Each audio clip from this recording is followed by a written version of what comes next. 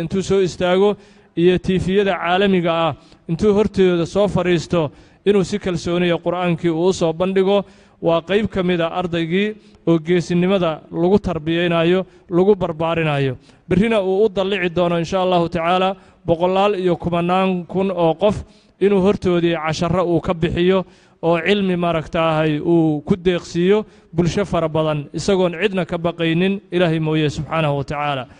marka midda kale ardaydana waxay u tahay dhiirigelin geesinimada oo lagu tallaalayo ubadka soo koraya si hadhow boqolaal iyo kumanaan kun oo qof ay aqoontooda ay u gaarsiiyaan oo ay u deeqsiiyaan sidaas awgeed walaalayaal quraanka kariimka ah nicmo ilaahay subxaanahu wa tacaala uu qofka siiyo bacda aliimaan iimaanka iyo tawxiidka ka bacdi waa nicmada ugu qaalisan ee ilaahay qof uu siiyo maxaa yeelay ilaahay subxaanahu wa tacaala wuxuu inoo tilmaamay quraankan ilaahay wuxuu dhaxashiyaa oo uu siiyo waa qof ilaahay mujtamaca iyo bulshada uu ka dhex doortay oo ilaahay uu ka soo dhex qabtay ilaahay wuxuu leeyahay subxaanahu wa tacaala thumma awrathna alkitaaba aladiina istafayna min cibaadina faminhum zaalimun linafsihi waminhum muqtasid ومنهم سابق بالخيرات بإذن الله ذلك هو الفضل الكبير إلهي سبحانه وتعالى وحليه قرآن كان وحن دحشينا الذين اصطفينا من عبادنا كوي الدومدنا أن كدح دورني كواس أيام قرآن كبرنا وقرآن كتراث يدحل أن أغدقنا وقو مركا أرضي قرآن كريم كحفظيي يقف كستي قرآن كريم كحفظيي إنو يهي qof bulshada ilaahay uu ka dhex doortay oo mujtamaca ilaahay uu ka soo dhex qabtay ilaahay subxaanahu wa tacaala wuxuu tilmaamay dadkii quraanka la baray inay u qaybsameen saddex qaybood ama saddex koox ay u qaybsameen qof dhaalim linafsihi noqday oo quraankii aan ku camal falin oo quraankii ka dhigtay joornaal uu akhrisanayo laakiin xushmadii iyo qiimihii uu lahaa iyo qadarintii uu lahaa aan gudanin quraanka kariimka oo ku camal falin oo hadiyigi iyo nuurka quraanku uusan ka muuqanaynin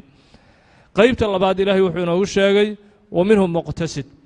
qof muqtasid oo dhexdhexaado marna naftiisu ay ka adkaanayso shaydaanku uu ka adkaanayo marna toosaya oo marba waxa weeye dhinac noqonaya kaasina waa qof dhexdhexaad oo marba xaalad ku sugan qofka saddexaad ilaahay wuxuu inoo sheegay waminhum saabiqun bil khayraati biidnillah waxaa ka mid noqday kuwii kitaabka ilaahay la baray kuwa khayraadka ku hormaray oo khayr walba lambarka koowaad ka galay khayr walba salaadii lambarka koowaad uu ka galay soomkii lambarka koowaad uu ka galay zakadii wuxuu ka galay lambarka koowaad khayr walba oo islaamka loogu baaqo oo ilaahay ummadda uu amray lambarka koowaad qof ka galay ayaa ka mid noqday qofkii dadkii xufaadul quraan alkariim ahaa ilaahay dadkaasuu ammaanay quraankii iyagoo xifdiyey haddana khayrka lambarka koowaad ka gelaya dalika huwa alfadlu alkabiir taasi wuxuu yidhi ilaahay waa deeq weyn waa darajo weyn ilaahay subxaanahu wa tacaala kuwaas allah nagu daro oo fadliga kabiirka ilaahay uu ku manaysanayo ilaahay ha nagu daro subxaanahu wa tacaala sidaas awgeed waxaan dhammaanteen aanu isku wacyigelinaynaa carruurta markii ay mimbarka ay yimaadaan oo qur'aanka ay ku tartamayaan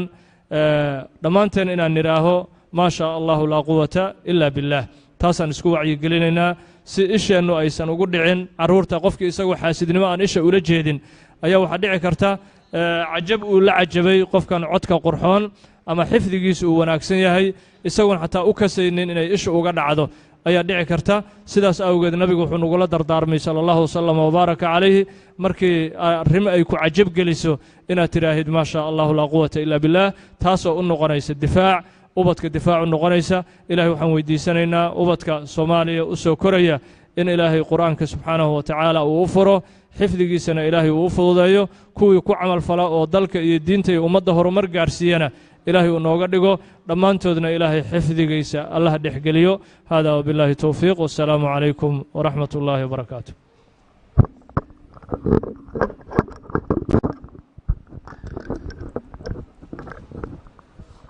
وعليكم السلام ورحمة الله وبركاته الشيخ الدكتور أبو بكر حسن مالم أيها شيخنا ونوجه لي أهمية المسابقة في القرآن الكريم في هذا الشهر مهمة أهمية إلى هاي ترتن كقرآن كريم بشان بركيسان قارهان sheekha kelimaadkiisa aad bay noo anfaceen run ahaantiina waa nala dardaarmay dardaarankaasna kuwii qaata allah naga dhigo waqtiga ayaa ciriiri nuga ah waxaan hore ugu siqaynaa barnaamijkeennii musaabaqada oo maantay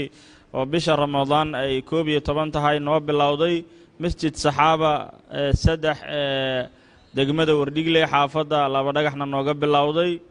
insha Allah taala ilaahi subhanahu wa taala hanu la garab galo waxa hadda kelimad aan siinayna ra'iis lajna tahkiim madaxa guddiga tahkiimka dhibcaha iyo u xil saaran weydiinta ra'iiskooda Sheikh Shariif Ibrahim Abdullah Ali kelimadiisa wajiiska aan ka faa'iideysano tafadal ya Sheikhana Shariif mashkuuran maajuuran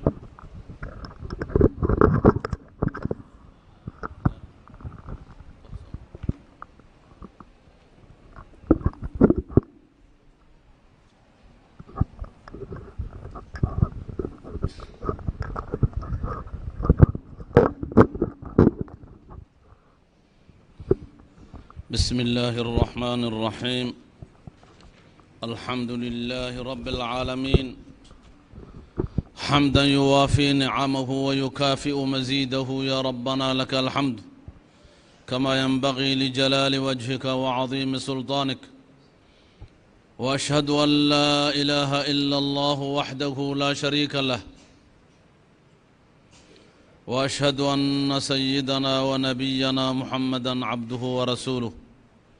اللهم صل على سيدنا محمد وعلى آله وصحبه وسلم أما بعد قال الله تعالى في كتابه الكريم فاستبقوا الخيرات إلى الله مرجعكم جميعا الحمد لله اللهم حسن إلهي ما أنت نصيب كان نسيي إن أن أكلنا كتابك إلهي وينينتس إلهي بقرآن كسويني أو أمانة يري إنه